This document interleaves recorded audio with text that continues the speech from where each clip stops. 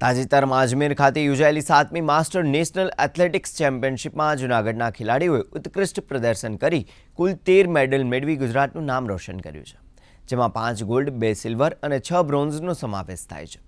સમગ્ર ભારતમાંથી 30થી 95 વર્ષ સુધીના ખેલાડીઓ દોડ, કૂદ અને ફેંકની વિવિધ સ્પર્ધાઓમાં જોડાયા હતા। સમગ્ર ચેમ્પિયનશિપમાં ગુજરાત રાજ્ય 6ઠ્ઠા ક્રમે રહ્યું હતું। આ સ્પર્ધામાં જૂનાગઢના 89 વર્ષીય માવસી, 63 વર્ષીય આશાબેન ગાંધી અને 66 વર્ષીય રાજેશભાઈ ગાંધી મેડલ મેળવ્યા હતા।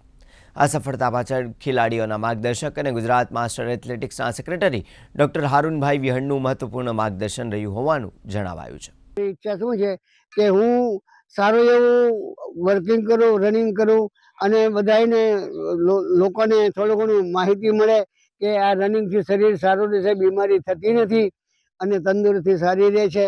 એ રીતે દરેક માણસે પોતાના શરીર માટે અને જનતાને માર્ગદર્શન દેવા માટે થઈ અને આ લોકોએ કરતું રહેવું જોઈએ। 30 વર્ષથી 100 વર્ષના ખેલાડીઓ માટે ફિટ ઇન્ડિયા, સ્વીટ ઇન્ડિયા, સ્વસ્થ માટે આ એક અભિયાન છે અને વર્ષોથી ચાલે છે। એ અભિયાનની અંદર જૂનાગઢ વર્ષોથી મેડલ મેળવે છે અને રાજ્ય કક્ષાએ ચેમ્પિયન થાય છે।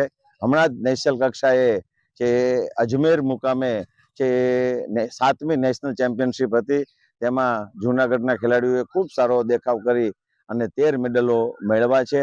એની બહુ જ ખુશી છે। સ્વસ્થ રહેવું હોય ને તો બધાએ મેદાન પકડવું જોઈએ। આપણે સ્વસ્થ રહી અને બીજાને પણ આપણે મદદરૂપ થઈ શકીએ, એટલા માટે પેલું સુખ તે જાતે નર્યા, એ કહેવત પ્રમાણે આપણે જિંદગીમાં જીવવું જોઈએ કે જેથી બીજાને આપણે હેલ્પ કરી શકીએ।